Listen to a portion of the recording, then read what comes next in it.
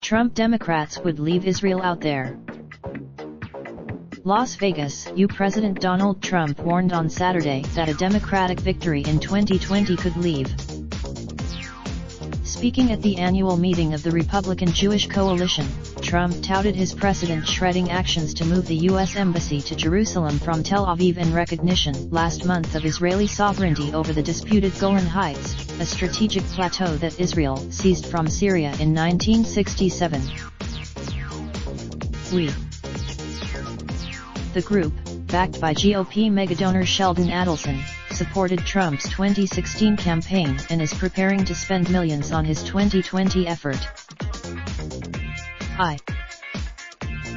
Jewish voters in the U.S. have traditionally sided heavily with Democrats and are often ideologically liberal but Republicans are hoping to narrow the gap next year, in part as Trump cites actions that he says demonstrate support for Israel.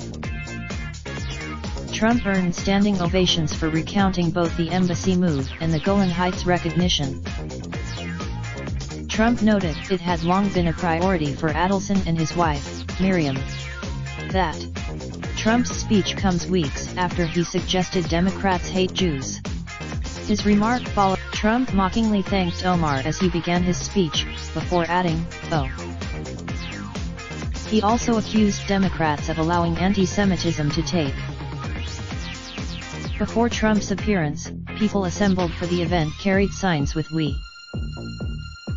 Trump also took credit for eliminating hundreds of millions of dollars in aid to the Palestinians and for pulling the U.S. out of several UN organizations, the UN Human Rights Council. Trump criticized some 2020 Democrats who have suggesting they would re-enter the 2015 Iran nuclear deal, from which Trump withdrew the United States. The agreement was. Trump predicted that election is gonna. Despite his criticism of Democrats, Trump has faced his own criticism from the Jewish community. Trump was slow to. When he addressed the RJC in 2015, he said he didn't expect to earn their support because he wouldn't take their money. Trump met privately with Adelson before speaking, according to an official. Adelson has The Adelsons gave Trump's campaign $30 million in 2016. They followed that by introducing Trump, former senior Norm Coleman. Stuart Bay, a Jewish man from Fresno, California, said Americans have traditionally been very supportive of Israel, but Bay, who wore a blue Trump-style hat that read, "Making."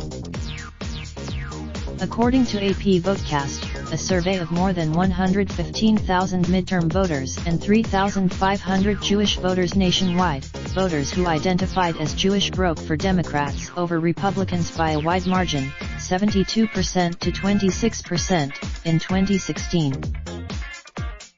Over the past decade, Jewish voters have shown stability in their partisanship, according to data from Pew Research Center. Jewish voters. Associated Press writer Michelle L. Price contributed to this report.